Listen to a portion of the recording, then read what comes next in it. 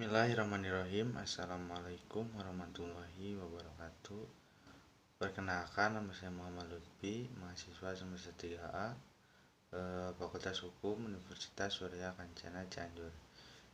Kali ini di sini saya akan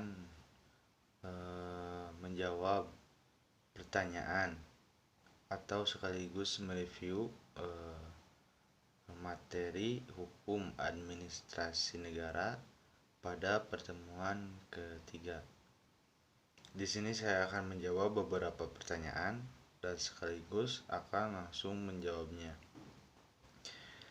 Di sini pertama pertanyaannya ialah berikan definisi hukum administrasi negara menurut Van Aveldron dan De Giustomo. Jawabannya ialah pengertian hukum administrasi negara menurut Van Aveldron dan hukum administrasi negara adalah keseluruhan aturan yang harus diperhatikan oleh para pengusaha yang disertai tugas pemerintah dalam menjalankan tugasnya. Dan yang kedua, menurut Giustomo, hukum administrasi negara adalah hukum yang mengatur tentang hubungan-hubungan hukum antara jabatan dalam negara dengan warga negara. Dan yang pertanyaan kedua ialah sebutkan sumber-sumber hukum formal administrasi negara. Jawabannya ialah sumber hukum formal administrasi negara ialah sebagai berikut: undang-undang, praktek administrasi negara atau konvensi administrasi negara sebagai kebiasaan dalam praktek.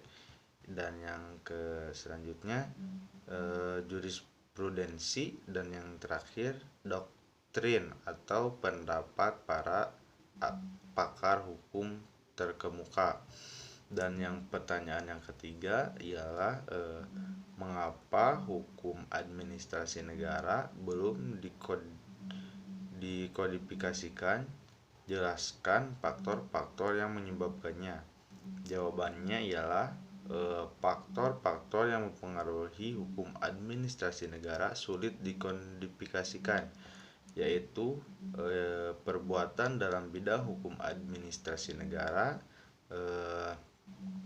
terjadi dengan cepat, dan yang kedua, pembentukan dan pembuatannya tidak dalam suatu tangan. Dan yang keempat, pertanyaan keempat, jelaskan perbedaan hukum administrasi negara dengan hukum tata negara. Hukum administrasi negara adalah keseluruhan aturan yang harus diperhatikan oleh para penguasa yang disertai tugas pemerintah dalam menjalankan tugasnya. Sedangkan menurut Van Vollenhoven, hukum tata negara adalah suatu gabungan kekuatan-kekuatan yang mengikat badan-badan yang tertinggi maupun yang rendah apabila badan-badan itu menggunakan wewenangnya yang diberikan kepada hukum tata negara. Dan yang selanjutnya, coba jelaskan hukum administrasi negara dengan hukum tata negara. Jawabannya ialah pada awalnya hukum administrasi negara merupakan suatu kesatuan dengan hukum tata negara. Keadaan berubah sejak abad 19 di mana berdiri sendiri terpisah dari hukum tata negara.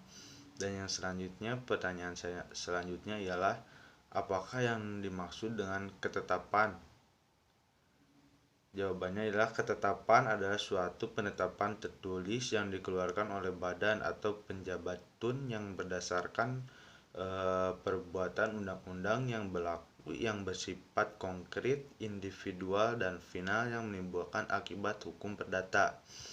Dan yang selanjutnya, apa sih sumber unsur-unsur ketetapan?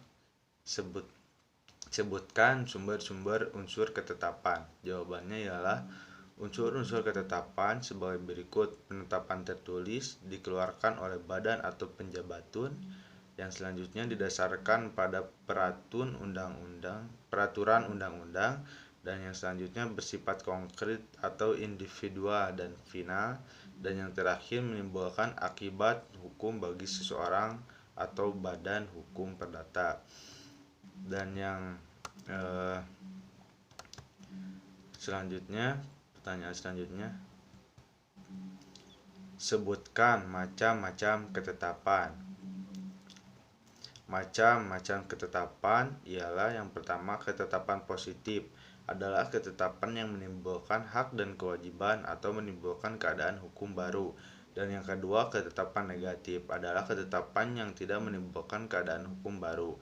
Dan yang ketiga, ketetapan deklaratoir adalah ketetapan yang menyatakan bahwa seseorang dapat diberi hak sesuai dengan ketentuan perundang-undang secara otomatis. Dan yang keempat, ketetapan konstitutif adalah ketetapan yang menimbulkan akibat hukum. Dan pertanyaan terakhir ialah jelaskan pengertian peradilan administrasi negara dan jelaskan tujuan diadakannya peradilan administrasi negara.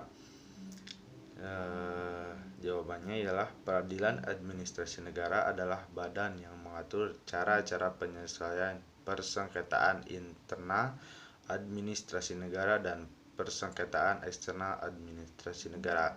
Tujuannya ialah diadakannya peradilan administrasi negara atau peradilan tata usaha negara adalah satu, untuk melindungi pihak-pihak yang dirugikan akibat adanya kesalahan aparat administrasi. Mungkin cukup sekian dari saya. Mohon maaf bila ada kesalahan. Wassalamualaikum warahmatullahi wabarakatuh.